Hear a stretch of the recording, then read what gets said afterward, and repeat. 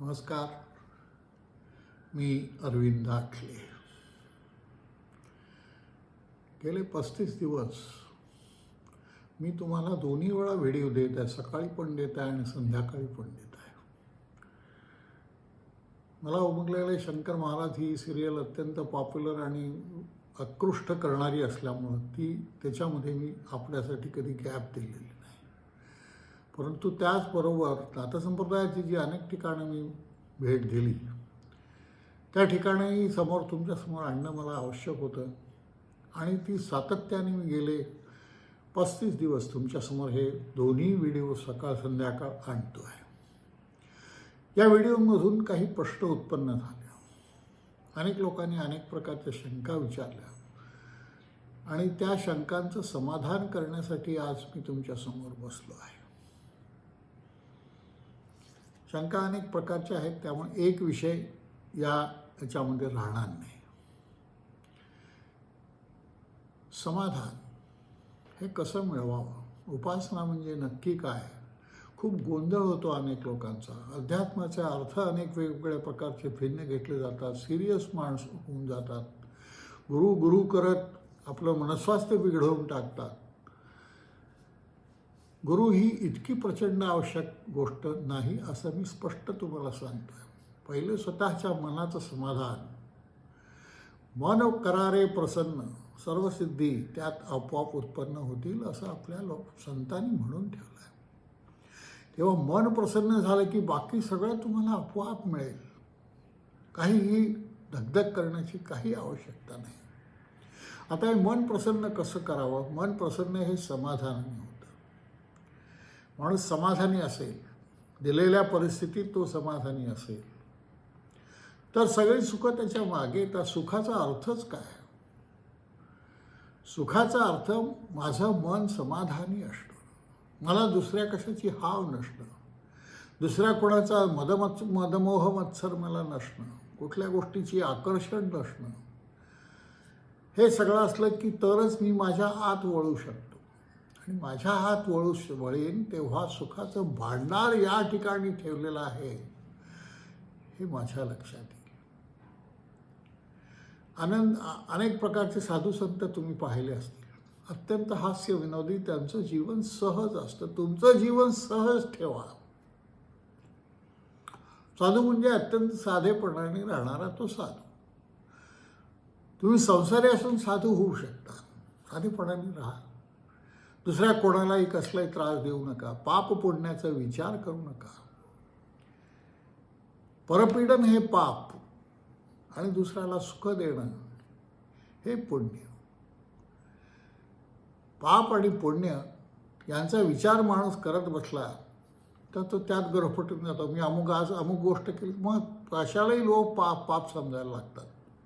एखादी गोष्ट हातून चुकली की त्यांना पश्चाताप होतो. पश्चाताप हेच खरं पापाचं परिवर्जन आहे. त्यानंतर त्या पश्चाताप घोळत बसून आपल्याला स्वतःला दुःखी करण्यात काही अर्थ नसतो. जी गोष्ट झाली ती झाली आहे.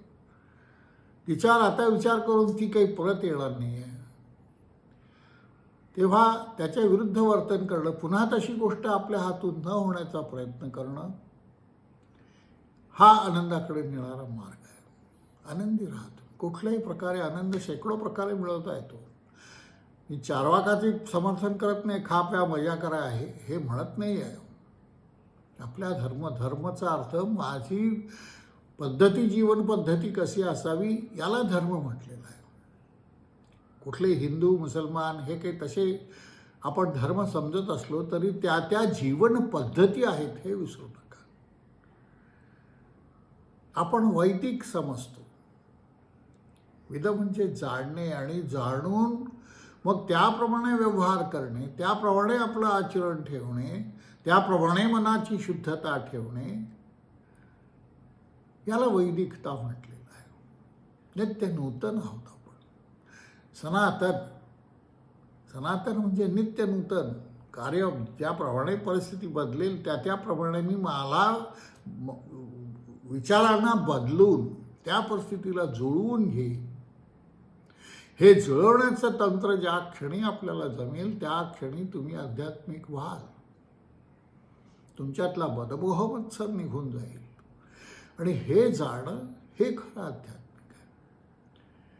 स्वतःचा मी का जन्माला आलो इथपासून जर विचार केला, कुठेही पहा तुम्ही, सगळं प्राणी मात्र पहा, अगदी इतर सगळे पहा, ह्या सगळ्यांचा एक कॉमन भाग आहे. त्या प्रत्येकाला 2 डोळे आहेत, 2 कान आहेत, तोंड आहे, डोळे, नाक आहे श्वास घ्यायला. आतली जी रचना आहे ती बऱ्याच प्रमाणे सारखी आहे.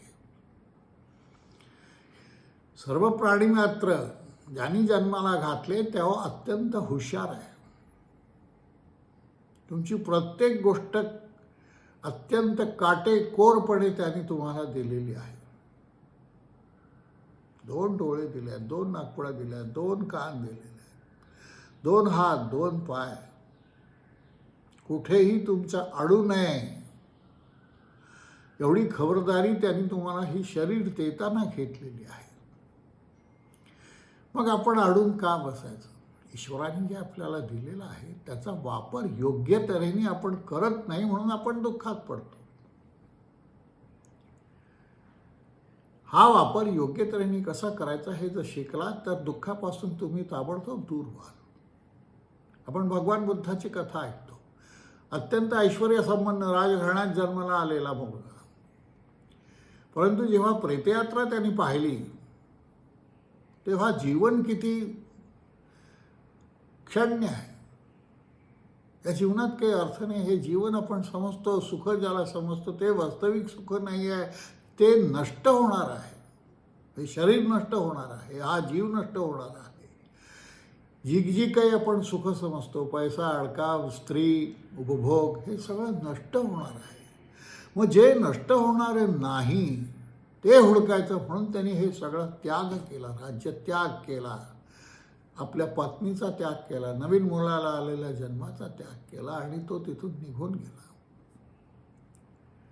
परंतु त्याची वृत्ती भक्कम होती. तो टिकला त्या निर्णयावर. 1-2 महिने जाऊन पुढे कंटाळून तो घरी परत नाही आलेला. ज्ञान मिळवण्याची जी आतली उर्मी असते ती उर्मी अत्यंत महत्त्वाची आहे. ती उर्मी तुमच्यात ठेवा. मी अध्यात्म विषयच वापरत नाही आहे या ठिकाणी, तो फार पुढे आहे. मी स्वतः आनंदी कसा राहीन याचा पहिले विचार करा. दिलेल्या परिस्थितीत, ही परिस्थिती तुम्ही उत्पन्न केलेली आहे. हे ज्या शरीराचे जे काही विक्षेप असतील, जे काही तुमच्या वाट्याला आला असेल दैव, ते तुम्ही उत्पन्न केलं आहे म्हणून आलेलं आहे. तेव्हा पुढे उत्पन्न होऊ नये याची जर काळजी घेतली तर तुम्हाला छान शरीर मिळेल, छान सगळं काही छान मिळेल. न मिळालं झालं काय? परमेश्वर भेदाभेद करत नाही. भेदाभेद करत असेल तर तो परमेश्वर नाही. हे भेदाभेद न करण्याचं काम जेव्हा तो करत असतो तेव्हा तुम्ही तुमच्या प्राक्तन, तुम्ही जे काही लिहून ठेवलं आहे, कर्म केलेलं आहे, ते भोगण्यासाठी तुम्ही इथे आलेले आहात. मग त्यात तक्रार का करायची?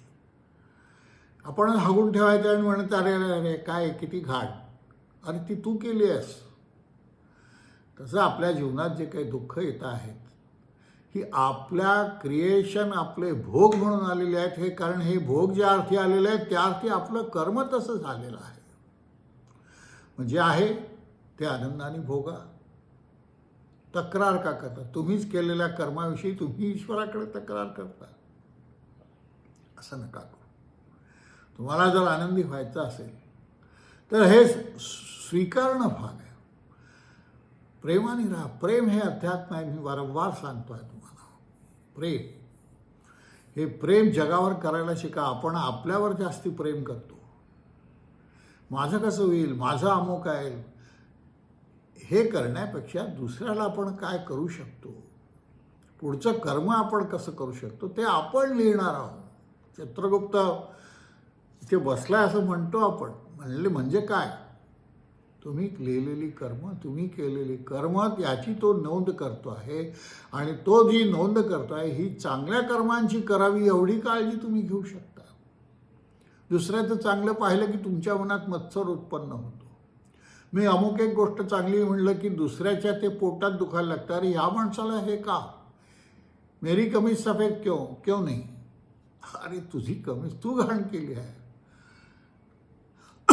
ती स्वच्छ करायचं काम कर, चांगली कर्म कर, तुला आपोआप आयुष्य चांगलं भोगायला मिळेल. जे आहे त्यात सुखी राहण्याचा प्रयत्न कर. आपण काय दिलं याचा विचार कधीच करत नाही. मला काय दिलं आहे, मला काय दिलेलं नाही याचा विचार आपण जास्ती करतो. सुख क्षणिक असतात मान्य आहे, पण त्या क्षणिक सुखा भोगण्याची तरी तुमची तयारी आहे का प्रत्यक्षात? त्या सुखाच्या प्रसंगी तुम्हाला दुःखाचे लोट येतात, दुःख आठवतात. हे किती अयोग्य आहे, विचार करून पहा. त्यामुळे शुद्ध अध्यात्माचा अर्थ शुद्ध प्रेम. माझं आतलं अंतःकरण मला शुद्ध करायचं आहे. हे अंतःकरण ज्या क्षणी शुद्ध होईल त्या क्षणी माझ्या मनात अत्यंत सुंदर विचार तयार होतील. हे सुंदर विचार तयार जसे व्हायला लागले तसं माझं आचरण सुंदर होईल. माझं आचरण जसं सुंदर होईल तसं त्या परमेश्वरी शक्तीचं माझ्याकडे लक्ष जाईल. माझ्या गुरूंनी मला सांगितलं होतं की पहाटे हे जे काही चांगले आत्मे असतात हिमालयामधले जे तप करायला बसलेले आहेत ते पहाटे फिरतात आणि ज्या क्षणी चांगला उजेड दिसतो, हा उजेड आपल्या हृदयात असतो, जिथे तो दिसेल त्या ठिकाणी ते दिवा लावतात, त्या माणसाला ते जागृत करतात, त्या माणसाला सद्बुद्धी आणखीन देतात. या गोष्टीवर माझा विश्वास आहे. प्रत्येक गोष्ट अविश्वासाने चालत नाही, विश्वास काही गोष्टीवर ठेवावाच लागतो. त्यामुळे चांगल्या गोष्टीवर विश्वास ठेवला तर आज ना उद्या त्याची फळं मिळतील. आपण आज पाहतो की मी आज 10 रुपये खर्च करून काही सुख विकत घेतलं, ते टिकत नाही. टिकायचं सुख पाहिजे असेल तर रुपये पैशाचा विचार न करता ते सुख कसं पुढे जाईल याचा माझ्या मनामध्ये विचार झाला पाहिजे. मनाने तो बदल स्वीकारला पाहिजे. एकदा तो बदल स्वीकारला की तुम्ही त्या सुखात राहणार आहात. सुख तुमच्या मागे लागलं पाहिजे. तुम्ही सुखाच्या मागे लागण्यापेक्षा सुखाने तुमच्या मागे लागावं. सावलीचं उदाहरण आपण देतो. सावली पकडायला जसे आपण पुढे धावत जाऊ तशी ती आपल्या पुढे पळत जाते, परंतु तिच्याकडे पाठ केली तर ती आपल्या मागे येते. तसं सुखांचं आहे. सुखांच्या मागे धावाल तर ते सुख आयुष्यात मिळणार नाही. पण सुखाकडे पाठ कराल, दुर्लक्ष कराल, जे भगवान बुद्धांनी केलं, आपल्या ऋषीमुनींनी जे काही सगळं केलं आहे, संसारात राहून अलिप्त राहून सगळे ऋषीमुनी आपले विवाहित दाखवलेले आहेत. मेजॉरिटी 99% विवाहित आहेत, ब्रह्मचारी नाहीत. ब्रह्मचर्याच्या एक खुळसट कल्पना आपल्या मनात अनेक भरलेल्या आहेत. स्त्रीला हात न लावणं म्हणजे ब्रह्मचर्य असं नाही आहे. मनात आलेला काम मोडण्यासाठी, तो भोगण्यासाठी तुमच्यासमोर हा पर्याय परमेश्वराने ठेवलेला आहे. दोघांच्याही, स्त्री असो वा पुरुष, हे एकमेकांना पूरक बनवलेले आहेत. कुठल्याही योनीत जा, प्राणीमात्रातही जा किंवा अमुक करा, हे पूरक आहेत आणि ह्यांनी पूरक राहून काम करून एकमेकाचा उद्धार करावा. त्र्यंबे स्वामींचे द्विसहस्री गुरुचरित्र पहा. त्या 2-3 कथा अशा आहेत की एकमेकांना पती पत्नी अत्यंत पूरक राहून 7 जन्म का अजून पुढे एकमेकाचा उद्धार करत ते मुक्त झाले. या ज्या कथा लिहिलेल्या आहेत या कथांचा मर्म, त्या कथांचा अर्थ तुम्ही समजला पाहिजे.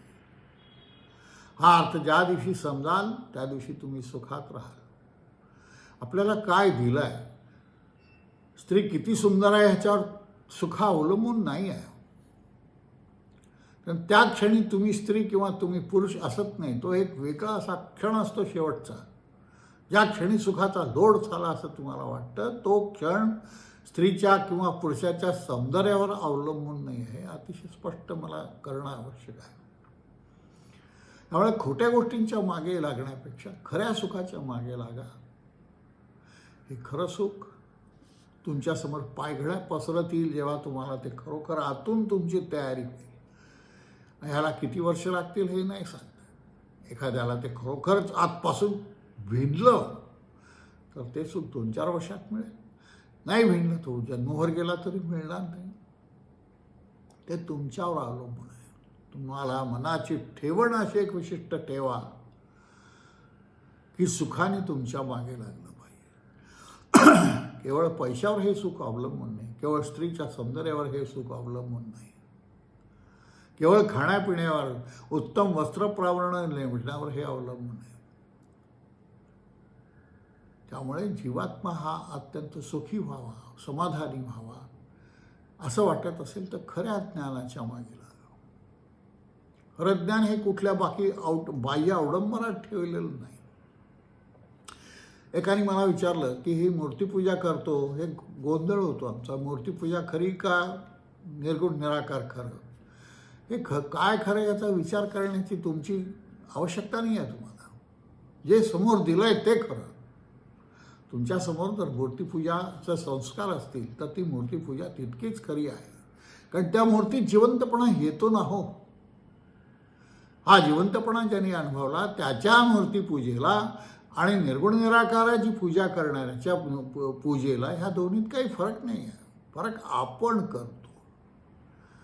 हा फरक करण्याचा ज्या दिवशी सोडून जाईल त्या क्षणी यातलं कुठलंही आपल्याला महत्त्व वाटणार नाही, मूर्तीपूजाही वाटणार नाही, आणि देवपूजा केली काय, जप केला काय, नाही केला काय, त्या सगळ्याच्या वर आपण जाऊ शकतो. हा सगळा भावनेचा भाग आहे. मनाला मोठं केलं तर ह्या कशाचीही गरज नाही. ठाईच बैसुनी करा एक चित्त, आवडीने विठ्ठल आळवावा. तो विठ्ठल आत आहे, तो राम आत आहे, तो कृष्ण आत आहे. हे जी बातमी म्हणतात मीच राम मीच कृष्णचा अर्थ प्रत्यक्ष रामकृष्णाचं शरीर हे नाही आहेत. तुमच्या आत तो राम भरलेला आहे, तुमच्या आत तो कृष्ण भरलेला आहे. त्या आत जा आणि तिथे त्याला शोधा. त्या क्षणी शोधाल त्या क्षणी तुम्ही स्वतः त्या अवस्थेत जाल. शिवंभूत्वा शिवम यजेत. शिवाच्या अवस्थेत गेल्याशिवाय शिवाचं दर्शन होत नाही. हे जी पंचमहाभूताप्रमाणे पंचदेवांची तत्वांची आपण योजना केलेली आहे. पृथ्वी आप तेज वायू आकाश, क्रमाने आपण खाली आलो आपापर्यंत. सगळ्यात सोपा शिव म्हणतात कारण तो आपतत्वात मानलेला आहे. पाणी शिवाच्या सगळं पांढरं दाखवलं आहे. आणि हे चढत चढत चढत आपण आकाश नील तत्वापर्यंत जातो. विचार करण्याची आवश्यकता नाही, शरण जा. ज्या क्षणी शरण जाल ते शरण ज्या कुणाला जातो याचाही विचार करण्याची आवश्यकता नाही, कारण ते गुरुतत्वच असतं. शेवटी जाणार तुम्ही तिथेच, त्याच्याशिवाय गत्यंतर नाही.